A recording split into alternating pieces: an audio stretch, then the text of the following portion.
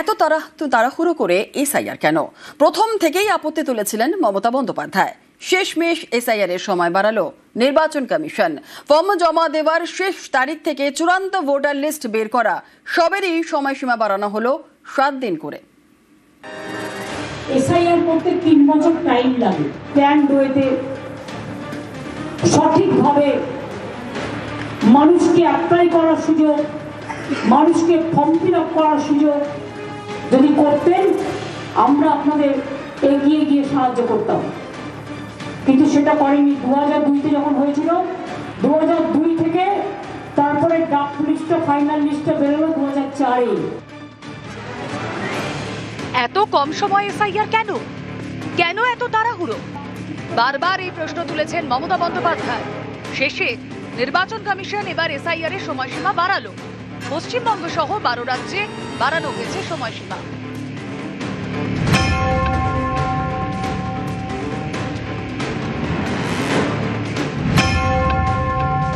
SIR form জমা শেষ দিন ছিল 4 ডিসেম্বর, সেটা বাড়িয়ে করা হলো 11 ডিসেম্বর।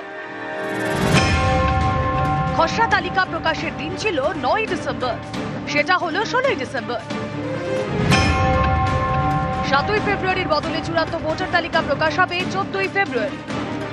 পশ্চিমবঙ্গ তো কঠিন ঘাঁটি, কঠিন মাটি। একদিকে যেরকম নির্বাচন কমিশন প্রকারান্তরে স্বীকার করে নিলেন যে তাদের নির্ঘণ্টটা ঠিক ছিল না, তাদের প্রস্তুতি ঠিক ছিল না, তার জন্য যে 35টা প্রাণ চলে গেল, তার কৈফিয়ত কে দেবে? এই 7 দিন বাড়ালেই যে তারা সব কলঙ্ক মুক্ত হয়ে যাবেন নির্বাচন কমিশন বা তাদের পেছনের মাথা বিজেপি, এটা মনে করা খুব ভুল।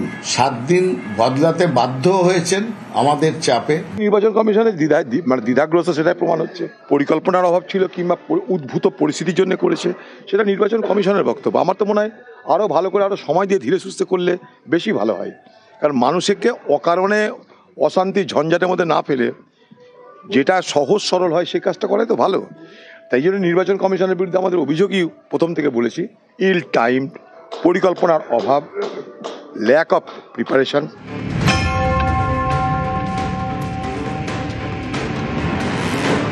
এটা তাদের অবজারভাররা ভালো করে কাজ করতে পারবেন, আরো বেশি স্ক্রুটিনি করতে পারবেন। এসআইআর নিয়ে এখনো আশায় বুক বাঁধছে বঙ্গ বিজেপি। 41 লক্ষ পর্যন্ত বাদ গেছে। এটা প্রথম ধাপ, হাফ কোটির উপরে বাদ যাবে। দ্বিতীয় ধাপে হিয়ারিং এও বাদ যাবে। বাংলাদেশি মুসলিম অনুপ্রবেশকারীর নাম থাকলে আমরা 1 ইঞ্চিও ছাড়বো না। সঠিক এসআইআর হলে 1,25,30 লক্ষ লোকের নাম বাদ যাওয়া উচিত। নিউজ 18 বাংলা।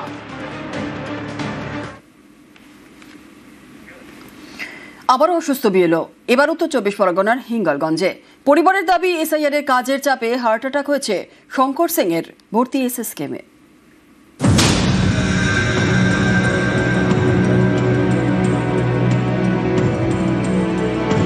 পশ্চিমবঙ্গে চলছে এসআইআর।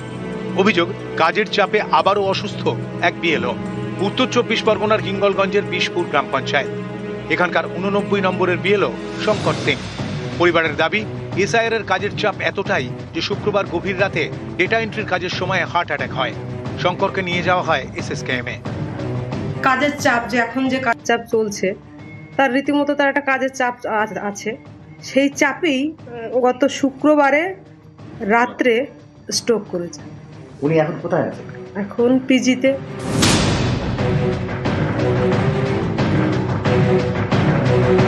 উত্তর 24 পরগনার বাগদায় হেলেঞ্চা গ্রাম পঞ্চায়েত। এখানকার মণ্ডপঘাটার বাসিন্দা 3 ভাই, রঞ্জন, হিরণময় এবং প্রশান্ত।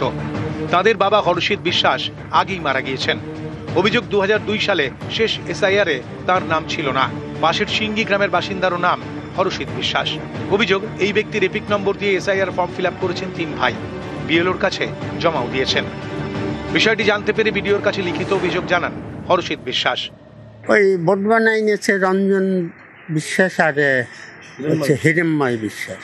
আপনাকে কি দেখিয়েছে? বাবা আর আমার স্ত্রী মা। এটা কি আপনার ছেলে? না, কিন্তু আমি কিছু জানি না।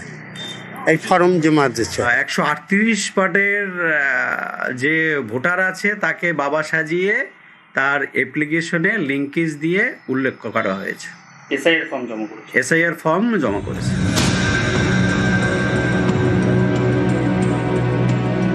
পশ্চিম বর্ধমানের সালানপুরের রূপনারায়ণপুর গ্রাম পঞ্চায়েত। এই পঞ্চায়েতের সদস্য শুক্লা দত্ত। অভিযোগ, তাঁর নাম 2 জেলার ভোটার লিস্টে রয়েছে। একটি তো পশ্চিম বর্ধমানের রূপনারায়ণপুর, আরেকটি পূর্ব বর্ধমানের কাটোয়ায়, বাবার বাড়ির ঠিকানায়। আপনার ডবল এপিক কার্ড? হ্যাঁ, শুনছি। আমি জানতাম না যে আমার ভোটার কার্ড মানে ওখানে বন্ধ হয়নি। আমি জানি বন্ধ হয়ে গেছে। এবার আমার কোনো সমস্যা হয়নি, যেহেতু আমি এখানে এসে গেছি, এখানে ভোটার কার্ড করেছি। এখন আমি যখন জানতে পারছি, আমি তো এখানে এসআইআর ফর্ম জমা করেছি, অধিকার নিশ্চয়ই হবে না, মানে একটা বাতিল করে। হ্যাঁ। নিউজ 18 বাংলা। বাংলার বাইরে বাংলা বললে কি বাংলাদেশি তকমা? বাংলাদেশি সন্দেহে আটক বীরভূমের 5 পরিযায়ী শ্রমিক। আবারও সেই বিজেপি শাসিত ওড়িশায়। অভিযোগ, ভোটার কার্ড আধার কার্ড দেখিয়েও রেহাই মেলেনি।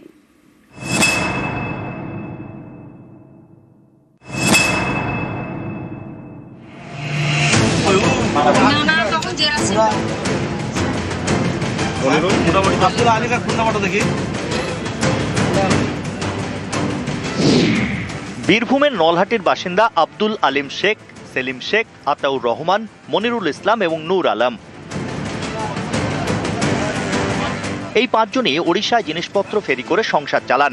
অভিযোগ, তাদের মুখে বাংলা শুনে বাংলাদেশি বলে সন্দেহ করে বিজেপি শাসিত ওড়িশার পুলিশ। শনিবার 5 জনকে আটক করে। আমাদের 5 জন ছিল শ্রমিক, উড়িষ্যায় ধরে ওদেরকে যাচাই করলো, আগে কাগজ পাতি সব দেখলো, তারপরে ওদেরকে ওখানে বলে ভেরিফায়ার হবে না, তোদের ক্যাম্পে রেখে দেবে। কোন ক্যাম্পে রেখেছে? চরম্পা, ভদ্রক ডিস্ট্রিক্ট ক্যাম্পে রেখে দিয়েছে ওদেরকে। তারপর এই ছাড়ছে না। এই বিজেপি সরকার এসেছে যতদিন ধরে, এখন 5 জন আটক করেছে। পরিবারের দাবি, সকলেই প্রায় 30 বছর ধরে ওড়িশায় থাকেন। ওড়িশার আগরপাড়ায় ফেরিওয়ালার কাজ করেন, মাসে একবার বাড়ি ফেরেন। অভিযোগ, বাংলায় কথা বলায় তাদের আটক করেছে ওড়িশার পুলিশ। আধার কার্ড, ভোটার কার্ড দেখিয়েও রেহাই মেলেনি। এতে চিন্তায় পরিবারের সদস্যরা। কোথায় তোদের বাড়ি?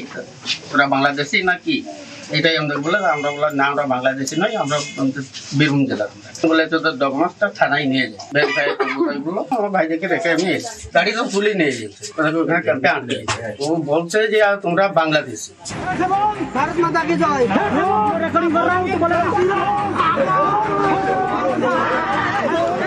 কয়েকদিন আগে এই ওড়িশাতেই বাংলাদেশি সন্দেহে মুর্শিদাবাদের এক যুবককে বেধড়ক মারধর করা হয়।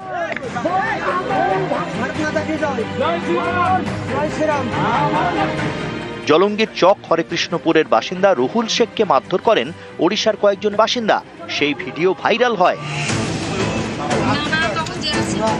এবার বিজেপি শাসিত সেই ওড়িশাতেই বাংলাদেশি সন্দেহে আটক বীরভূমের নলহাটির 5 পরিযায়ী শ্রমিক। বীরভূম থেকে অক্ষয় ধীবর, নিউজ 18 বাংলা।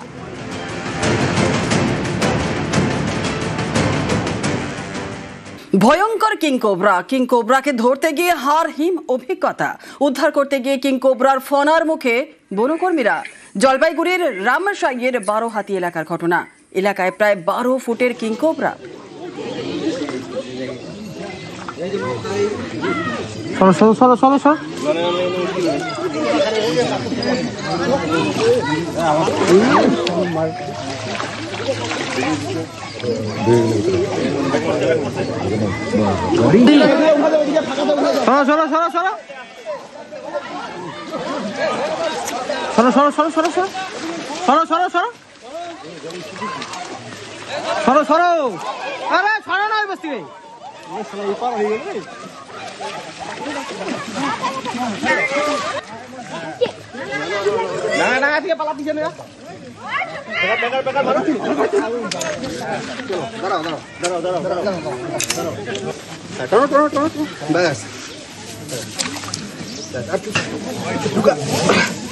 মাথার ওদিকে, হ্যাঁ মাথা ব্যাক করতেছে, ব্যাক করছে, ব্যাক করবে, ব্যাক করবে। তুমি ব্যাকটাকে এই ধরো, এই ঢুকাও, ঢুকাও, এইটা এইটা এইটা ঢুকাও। ব্যাকটা লম্বা করতে হবে।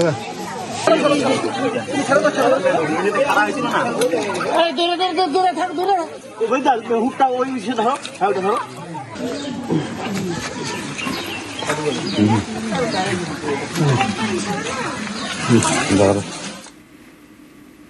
পুরুলিয়ায় বাড়ছে বনাঞ্চল, বাড়ছে বন্য প্রাণীর আনাগোনা।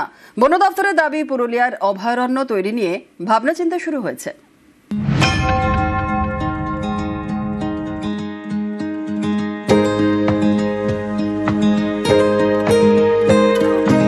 পুরুলিয়া পাহাড় জঙ্গলে ঘেরা।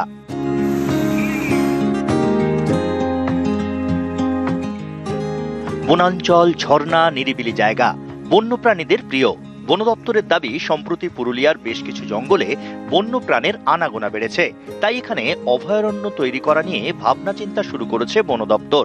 এখানে অভয়ারণ্য হলে অবশ্যই আমরা চাইবো একটা অভয়ারণ্য হোক।